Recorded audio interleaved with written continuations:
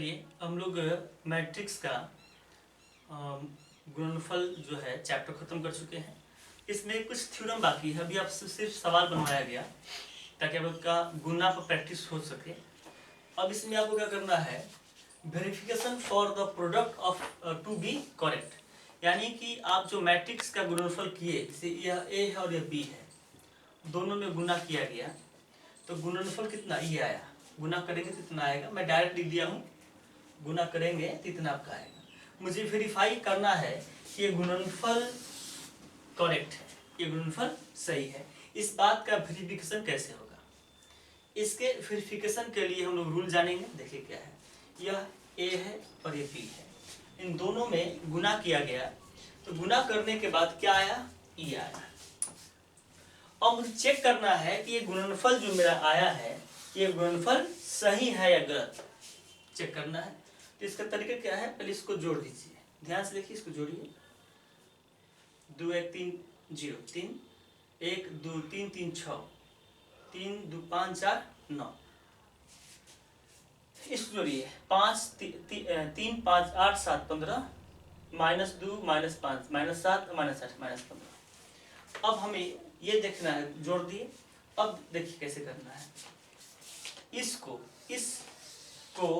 इसमें गुना करेंगे, इस सम को पोस्ट फैक्टर के स्तंभ में गुणनफल का योग करेंगे जो इसके बराबर होना चाहिए। देखिए 3 6 9 लिख दिया अलग, 1 -1 2, 3 × 1 3, 6 × -1 -6, 9 × 2 18, कितना आया, 15 आया, जो 15 है, ठीक है। यानी कि इसमें का सब जो गुणनफल का जो डाटा आया है, गुणनफल जो आया है वो अवयव सही है। चलिए फिर इसी से हम इसमें गुना करते, इसमें गुना करते हैं। 3 6 9 -2 0 -1 गुना कीजिए, 3 गुना के 6 -6 6 में 0 से 0 और 9 में -1 से -9, तो 9 6 15 -15 आ गया, सही है।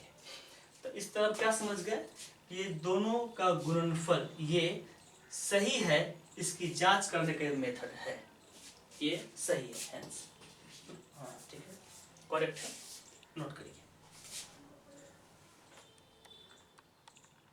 चलिए मैट्रिक्स के गुणनफल का प्रॉपर्टी हमको जानना है।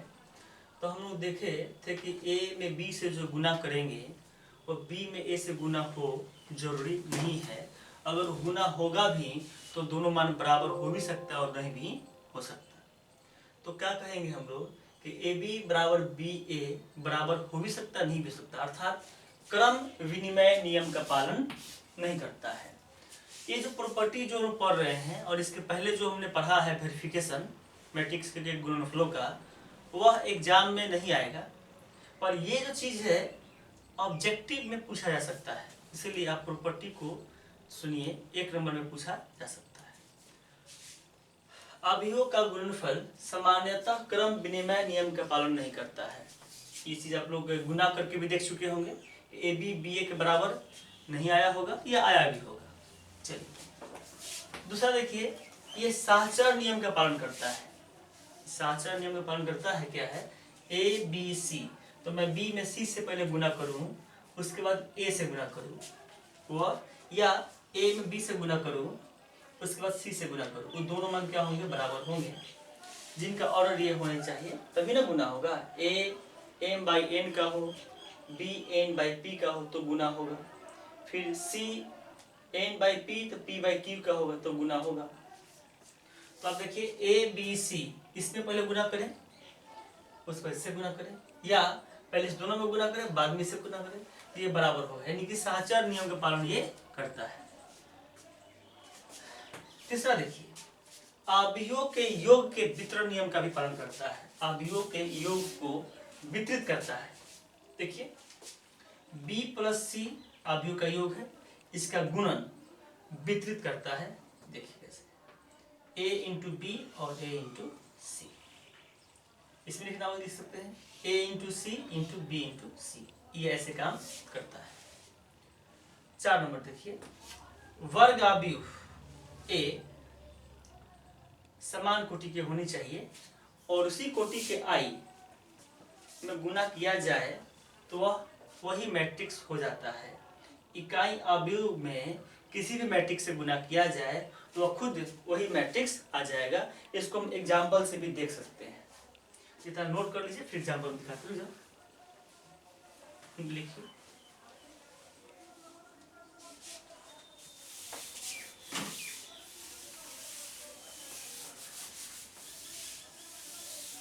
एग्जाम्पल देखिए, मान लीजिए ए बराबर हम लिखते हैं 1 2 3 4।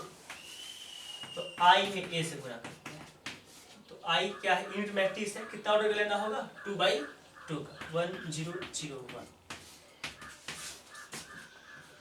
1 2 3 4 गुना करिए, देखिए क्या आएगा। एक में 1 से गुना 1, 0 में 3 से गुना 0, 1 में 2 से गुना 2, 0 में 4 से गुना 0, 0 में 1 से गुना 0, 3 में 1 से गुना 3, 0 में 2 से गुना 0, 1 में 4 से गुना 4 हो गया। 1 2 3 4। ये देखिए तो क्या आ गया? ये आ गया। तो क्या स्पष्ट है कि इकाई मैट्रिक्स में किसी अन्य मैट्रिक्स से गुना करें या किसी अन्य मैट्रिक्स में इकाई मैट्रिक्स से गुना करें तो वही मैट्रिक्स प्राप्त होता है। इसी बात का है एग्जाम्पल, आपका डिफिनेशन था, प्रॉपर्टी था। चलिए नोट करिए। चलिए नेक्स्ट प्रॉपर्टी देखिए 5 नंबर कि दो मैट्रिक्सों का गुणनफल, समझिएगा, दो मैट्रिक्सों का गुणनफल यदि 0 मैट्रिक्स है तो क्या आप समझेंगे कि ए बराबर 0 मैट्रिक्स एंड बी बराबर 0 मैट्रिक्स होना जरूरी है। इसी चीज को हमें समझना है कि क्या ए बराबर 0 होना जरूरी है, बी बराबर 0 होगा तभी जाके दोनों का गुणनफल 0 होगा। इस बात को समझना है। देखिए एग्जाम्पल समझते हैं इसको। पहले दो अवयवों का गुणनफल शून्य होगा, शून्य हो सकता है, तो जरूरी ये नहीं है कि उसमें से कोई अवयव शून्य हो। एग्जाम्पल देखिए, यह ए एक मैट्रिक्स है, बी एक मैट्रिक्स है, दोनों को गुना करें हम तो क्या होगा? देखिए 0 में 1 से 0, 5 में 0 से 0, फिर इसको इसमें गुना किया गया, इसको गुना किया गया, क्या आया? ई आया। अर्थात ए में बी से गुना किया गया तो क्या आया? 0 मैट्रिक्स आया। तो आप क्या समझे कि 0 मैट्रिक्स हो गया तो क्या ए 0 है? नहीं। बी 0 है? नहीं। कहने का मतलब क्या है? अर्थात आपसे पूछा जा सकता है ऑब्जेक्टिव में कि if A B is equal to 0 matrix, तो आप क्या इसके बारे में बता सकते हैं? क्या A is equal to 0 and B is equal to 0? ये हो भी सकता है, नहीं भी सकता है। ए 0 नहीं भी होगा, बी 0 नहीं भी होगा, तब भी इनका गुणनफल 0 आ सकता है।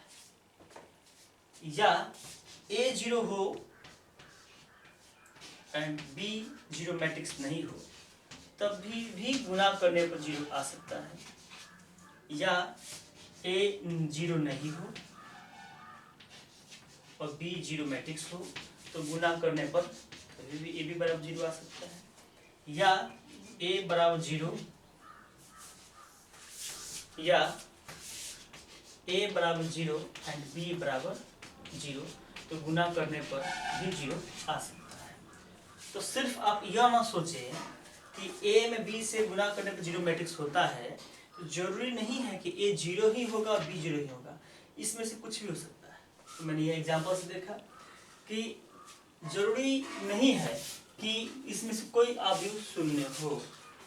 ठीक है, ये आपको जानना जरूरी है ताकि ऑब्जेक्टिव में पूछा जा सकता है उसी बात से। तो नोट करिए।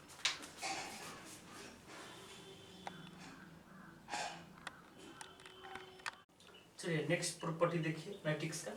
इसको समझिए क्या है। पहले अगर मैट्रिक्स ए बी बराबर ए सी दिया हो अगर मैट्रिक्स ए बी बराबर ए सी दिया हो, आप कभी भी ये काम नहीं करेंगे, ये नहीं कर देंगे कि B is equal to C, B और सी मैट्रिक्स बराबर है, ये रॉन्ग है, ये रॉन्ग होगा। यही समझाना है कि ए बी बराबर ए सी यदि कोई मैट्रिक्स बराबर है तो ए और ए कैंसिल नहीं होगा, मतलब कैंसिलेशन लॉ लागू नहीं होता है। इसी चीज को समझना है। दो अवयवों का गुणनफल सामान्यतः निरसन नियम मतलब कैंसिलेशन लॉ का पालन नहीं करता है। इस चीज को मैं एग्जांपल से दिखाता हूँ आपको। देखिए ए बी सी, एक एग्जांपल ले लिए। मैंने ए में बी से गुना किया, ए मैट्रिक्स प्राप्त हुआ, जीरो मैट्रिक्स से। फिर हमने ए में सी से गुना किया, ये है, ये दोनों बराबर हैं तो ये दोनों भी क्या होंगे, बराबर होंगे। ए बी बराबर ए सी, तो जब ए बी बराबर ए सी बराबर है तो क्या बी भी सी के बराबर है क्या? देखिए तो बी ए और सी ए है, दोनों बराबर है क्या? बराबर नहीं है, तो बी सी के बराबर नहीं है। तो आप क्या समझ गए कि जरूरी नहीं है कि ए बी बराबर ए सी है तो आप आदतन पहले जो आदत बना हुआ है अलजेब्रिक का कि हम ऐसे काटेंगे और बी सी के बराबर हो जाए मैट्रिक्स, ये गलत हो जाए, ये जरूरी नहीं है। अब अर्थात यहाँ पर कैंसिलेशन लॉ लागू नहीं होता है, ठीक है, नोट करिए। चलिए नेक्स्ट प्रॉपर्टी देखिए। अगर किसी मैट्रिक्स को शून्य मैट्रिक्स से गुना किया जाए तो शून्य मैट्रिक्स नहीं होगा। जैसे ए मैट्रिक्स में जीरो मैट्रिक्स गुना किया गया, क्या होगा? जीरो। इसी चीज को मैंने यहाँ लिख दिया, ए और जीरो में गुना करेंगे। जीरो क्या है? जीरो मैट्रिक्स है। ए भी मैट्रिक्स है, ए मैट्रिक्स है कोई, जीरो मैट्रिक्स से गुना हो तो क्या होगा? जीरो मैट्रिक्स होगा। या जीरो मैट्रिक्स में किसी मैट्रिक्स से गुना किया जाए तो जीरो मैट्रिक्स होगा। देखिए नेक्स्ट थ्योरम क्या है कि नेक्स्ट प्रॉपर्टी क्या है, यदि हम ए में बी से गुना करें और ये जीरो मैट्रिक्स आ जाए तो जरूरी नहीं है कि बी में ए से बी गुना करें तो जीरो मैट्रिक्स हो ही जाए। देख लीजिए ये चीज, ए में बी से ए और बी दो मैट्रिक्स हैं, दोनों मैट्रिक्स को गुना किए और जीरो मैट्रिक्स आया तो आप श्योरली नहीं कर सकते हैं कि बी में ए से गुना करेंगे तो जीरो मैट्रिक्स ही हो भी सकता है और नहीं हो सकता है, तो निश्चित तौर पर नहीं कह सकता। तो मैं एग्जांपल देता हूँ।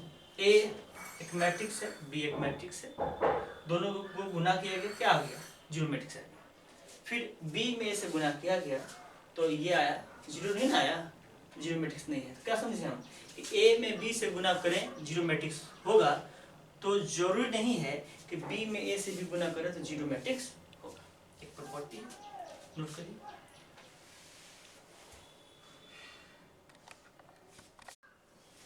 चलिए नेक्स्ट प्रॉपर्टी।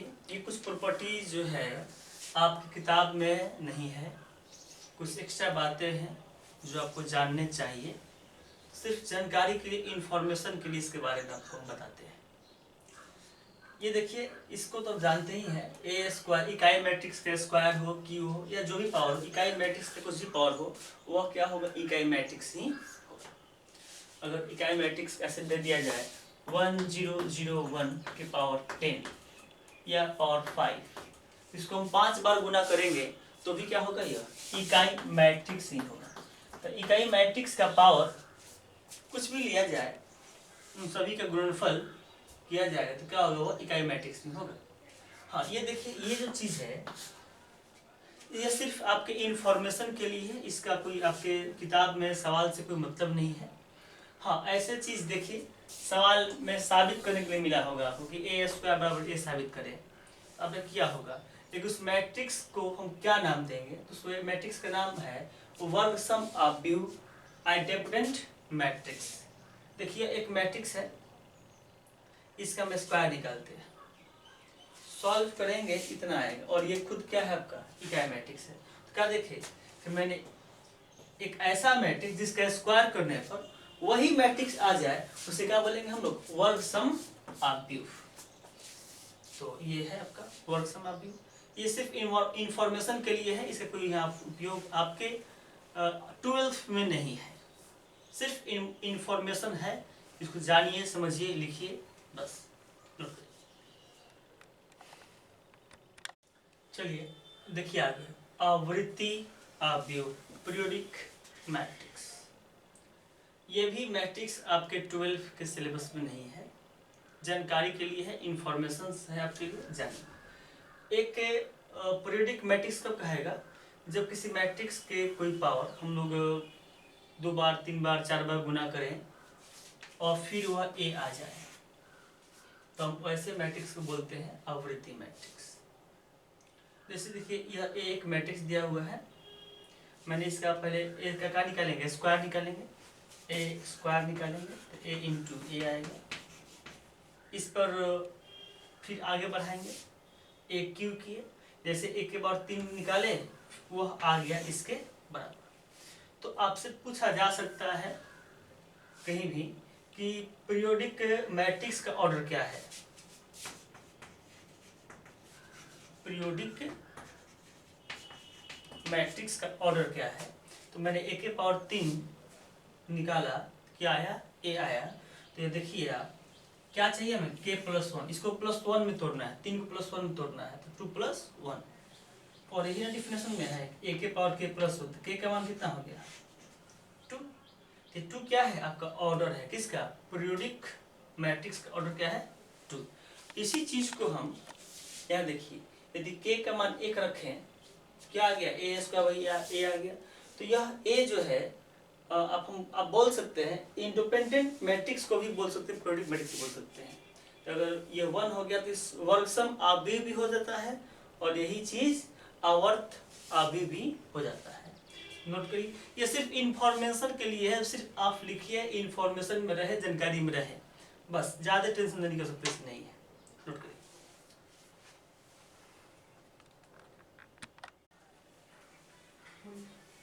चलिए नेक्स्ट टाइप है इसका नीलपोटेंट मैट्रिक्स, शून्य भावी मैट्रिक्स। यानी किसी मैट्रिक्स के हम मैट्रिक्स का गुना करते जाए, उसके खातों में गुना करते जाए, जितने बार में जीरो मैट्रिक्स आएगा, ये जो जितना बार मल्टीपल करने के बाद जीरो मैट्रिक्स आएगा, उसको हम बोलेंगे कि नीलपोटेंट मैट्रिक्स का ही ऑर्डर है। इस देखिए यह एक एग्जांपल है, मैंने ए से पहले मैंने ए स्क्वायर निकाला, इतना आया, फिर मैं आगे बढ़ाया ए क्यू निकाला, जीरो मैट्रिक्स आया, तो ए के पावर क्यू बराबर जीरो मैट्रिक्स आया। तो यहाँ ए जो है क्या होगा, कौन सा मैट्रिक्स है, इसको हम नीलपोटेंट मैट्रिक्स, ए को नीलपोटेंट मैट्रिक्स बोलेंगे। इसका ऑर्डर क्या होगा, ए के पावर 3 बराबर 0 है, तो इसका ऑर्डर होगा कितना 3। इस तरफ से देखिए दूसरा एग्जाम्पल देखिए, ए बराबर इतना दिया है, तो इसका नीलपोटेंट मैट्रिक्स है या नहीं, तो आप ए स्क्वायर निकालें, ए में से गुना करें, ये 0 0 0 आ जाएगा, यानी ए स्क्वायर बराबर 0 आ गया। तब भी ए क्या कहेगा, ए एक नीलपोटेंट मैट्रिक्स है, इसका ऑर्डर कितना है 2। तो ये नीलपोटेंट मैट्रिक्स सिर्फ आपको जानकारी के लिए है, जब आगे आप बीएससी करेंगे तो वहाँ आगे कुछ सीखने के लिए मिलेगा, इस पर ज़्यादा सवाल मिलेगा। सिर्फ आपकी एक यहाँ बस इंफॉर्मेशन के तौर पे आपको बताया जा रहा है। नोट करिए, चलिए देखिए नेक्स्ट टाइप है अनैच्छिक आव्यूह, इन्वॉलंटरी मैट्रिक्स। ये क्या है, ए स्क्वायर बराबर आई, ऐसा मैट्रिक्स जिसको स्क्वायर करने पर यूनिट मैट्रिक्स हो जाए, उससे इन्वॉलंटरी मैट्रिक्स कहते हैं।